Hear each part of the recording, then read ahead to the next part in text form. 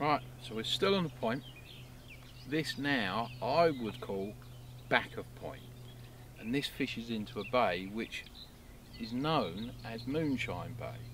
Now Moonshine Bay didn't get its name because the moon shines on it. It was because in the early days of the complex there was a big old oil drum in one of the swims, and someone jokingly said, "Oh, it looks like they've been brewing moonshine here," and it was again one of those comments that everyone just went with, and it got stuck.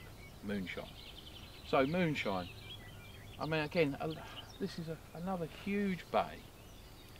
There's only 3 swims on this whole bay, and we'll be getting round to the Moonshine swims themselves.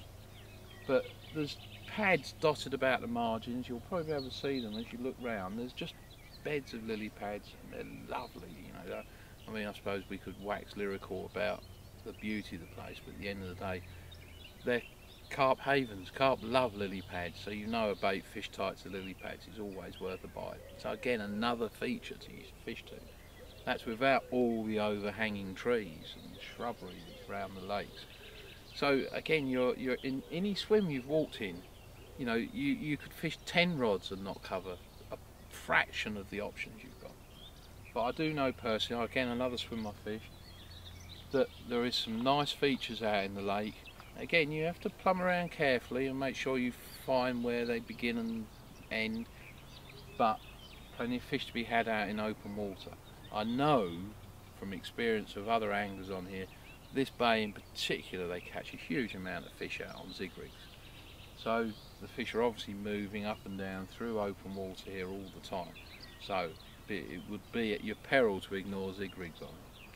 So again, lovely swim. Good. This little point is a good area for 2, 3 or 4 buddies to come to, because you're all within 10-15 yards of each other.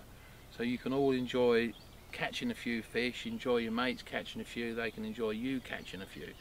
So it's a great swim for a little group of anglers to come and fish this area. You know, if you're lucky enough to get the right draw, and you can do a deal with the other lads on the lake and say, well, we'd all like to fish together. This is a great swim for doing that. It's a very social swim. So we're now going to move on round and look at a couple of other spots, but the point obviously needed quite a bit of talking about because you've got these 4 swims all close together, but they all offer their own individual little characteristics. Great swims.